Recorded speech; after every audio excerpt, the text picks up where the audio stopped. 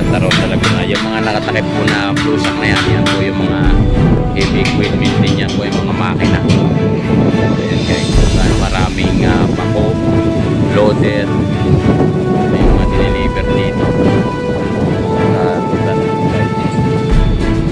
Mapapansin nyo yan, no? Gabi-gabi po yan, may delivery sila.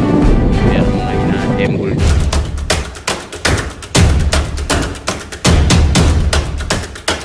Update muna tayo, no, railway, no, ng tren, no, Santa Rosa. Sa Laguna, ito guys yung kanilang sitwasyon dito, kung gaano kadami yung heavy equipment nilang dineliver kagabi. Yan, may mga truck na nagtatambak ng bato, no, yan, kinakalat nila kasi medyo maputik, no. Ang area nila guys hanggang 25 to 30 hectares yung kanilang sakop, no.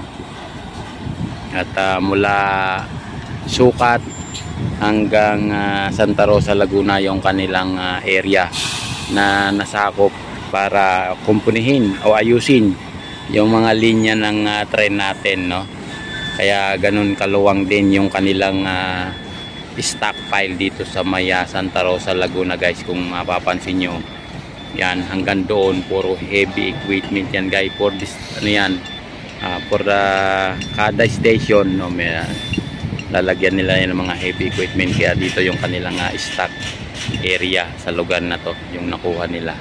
So maraming salamat po sa mga sumusubaybay sa aking YouTube channel.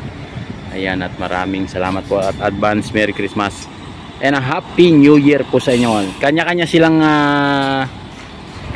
trabaho dito guys eh. Merong naghahakot ng bato, yan yung truck na yan na dalawa na puti. At meron naman naghahakot ng lupa sa banda doon na yun, puro lupa naman yung karga nya. Hanggang doon yan guys, papatagin nila yan hanggang doon sa may area yun. Napakalayo na kasi guys eh, dito sa may kinakatayuan ko ngayon. So dito meron silang bubuhusan na area, yung mapansin nyo, ayan. Yan, binabakalan nila yan, mga bakal na bubuhusan nila yan. So hanggang doon yan guys. And meron din silang inaayos na ano doon, na daanan ng mga sasakyan. So dito may kanya-kanya silang lugar kung saan yung kanilang area ay kinukumpuni o inaayos. So ayan, dito may mga bago naman deliver na yan, bato yan guys, mga bato na deliver.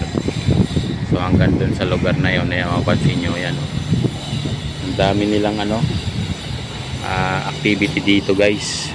Tapos yung mga nakatakip ng lona, yan naman yung mga makina, no? Yan mga makina yan, walang sisidlan, no? Walang espasyo yung mga truck kung gaano kanya-kanya silang trabaho, no? Kanya-kanyang galaw hanggang dun sa may dulo na yun guys. Kaya ako po ay nagpapasalamat sa inyo sa walang sawa ninyong pagsubaybay sa aking YouTube channel regarding sa ating government project, no, dito sa may Santa Rosa, Laguna. Hanggang Bikutan po yan yung nakuha nilang project, no? Kaya update natin yung ating mga kababayan para makita nila kung ano yung nangyayari dito sa atin sa Pilipinas. Yung mga kababayan natin na sa ibang lugar, na sa ibang bansa na mga kababayan natin Pilipino. So ito yung nangyayari po sa Pilipinas. Kagagawan po ito ng ating mga pangulo, no, na si Apo BBM at Pangulong nagdaang Duterte. Sila po yung nag-umpisa nito para paunladin yung ating Pilipinas. Kagaya nito mga tren, no, yung mabilis na transportasyon ng ating mga kababayan, no, saan man po sila pupunta, mabilis na po yung biyahe. Kasi nga po dito sa malawakang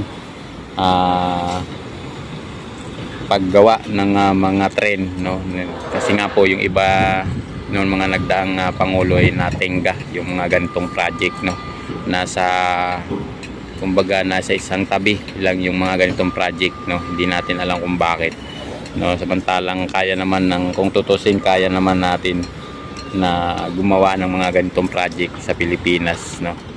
tayo nakikipagsabayan na ngayon sa ibang bansa, no? Meron na tayong mga ganito kabibilis na trend pag nangyari po ito, no? Malaking tulong po ito sa mga ating mga kababayan. Yan, hanggang doon po yan guys, oh, kung gaano ka daming heavy equipment na inano nila dito, binagsak, no, dito sa area to, sa Santa Rosa, Laguna guys. So dito kami sa may taas ng building, kaya kitang kita natin yung paggalaw nila dito, lalo yung mga, ayan, may mga gumagawa dyan. Ayan guys, so gaano sila karami rin dito. Iba pa rin po yung trabaho sa gabi, iba rin po yung trabaho sa araw, no? Mas marami po yung trabaho sa araw kesa sa gabi.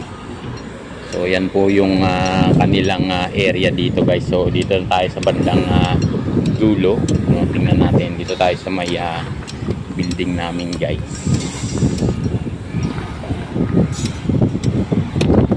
Dito tayo banda. At meron din po akong kasamang vlogger, dito rin po sumusubaybay sa project ng ating government. Ayan guys, kung gaano karami yan. Hanggang doon po yan, doon sa area na yan. Ayan. Hanggang doon sa may mga bakod na yan yung kanilang responsibilidad, no, sa paggawa ng mga linya ng ating tren dito sa atin sa Santa Rosa, Laguna. Yung mga nakatakip po na blusak na yan, yan po yung mga heavy equipment din, yan po yung mga makina. Ayan guys, kung gaano karaming pako, loader na yung dineliver dito sa lugar na ito guys. Kung mapapansin nyo yan, no? Gabi-gabi po yan, may delivery sila. Yun, meron mga ina-assemble doon na heavy equipment sa area na yun. Yung mga tao rin po gumagalaw doon sa lugar na yun, no? Pasensya na kahit medyo malakas ang hangin dito sa lugar natin. Maraming salamat po sa inyo. Boy, gusto magpapasalamat sa ating mga kabayan na sumusubaybay sa atin, sa ating YouTube channel. Maraming salamat po sa mga nag-subscriber, at sa mga hindi pa nag-subscriber dyan, pag napadaan po sa inyong ang aking mga video sa inyong YouTube, ayun, yan, paki-like po, share na rin po ng ating mga na-upload na video, no? Talagang masisiyahan kayo guys, kasi nga tingnan nyo yung mga kagamitan nila dito. Talagang mga heavy equipment, no? Kahit saan ka lumingon dito sa area nila, makikita mo talaga kung gaano ka sila kabilis gumalaw, no? Mga inumpisahan to guys,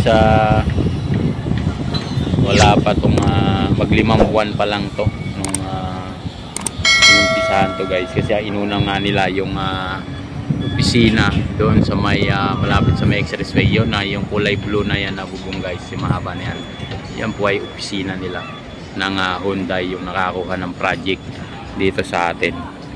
So hanggang doon, no, talagang pukpukan yan, kagaya yan guys, yung malalaking heavy equipment na yan. Talagang wala silang sinasayang na oras, no, gabi, araw, talaga namang napakaingay dito, lalo na sa gabi. Kasi nga ang daming mga heavy equipment na delivery, mga hukay na ginagawa nila dito sa lugar na to guys. Ayan. Kaya ako po'y natutuwa, no, sa ating kasalukuyang Pangulo ngayon guys, kung gaano siya kasipag para sa ating mga kababayan, na para paunladin yung ating bansa. Kaya sana nga kung mayroong susunod pa sa kanyang Pangulo, no, katulad po ni Inday Sara, sana po ay patuloy niya pa, lalo nang payamanin yung ating bansang Pilipinas, no? Ayan, yung area kung gaano ka luwang. So ito po ay sa tansya ko nasa 25 to 30 hectares, higit pa, kasi nga napakaluwang nito guys, ay para nang may runway ng aeroplano. Yan pong may mga kahoy-kahoy pa na yan, yan po ay sako pa nila hanggang doon po sa may building na yun, na yung natatanaw na meron pang mga kahoy-kahoy. Yan po ay bubungkalin pa nila at papatagin, katulad po nitong nakikita nyo sa ating harapan. Yan yung mga naistakan nila ng mga heavy equipment. Talagang wala silang pakundangan patagin yung lupa, no? Dito sa lugar na to. Ayan guys, so maghapon, magdamag, meron po silang mga tao na gumagalaw dito guys. Ayan, ayan o, kagaya nyan. Yan lang po mga tao na yan, kakaunti pa lang po yan, lalo po dun sa kabilang dulo. Mapapansin nyo, mas marami po tao doon, hindi na po abot ng ating camera guys, yun doon sa dulo na yan. Kaya ako po ay nagpapasalamat sa inyo lahat, no? Sana po ay patuloy nyo subaybayan yung aking YouTube channel, no? At patuloy nating paunladin yung ating Pilipinas. Kaya maraming salamat po sa inyong lahat. Ako po ay hindi na pagpapatumpik-tumpik pa, no? Advance Merry Christmas po and Happy New Year sa inyo lahat. Kaya isang malaking bye-bye!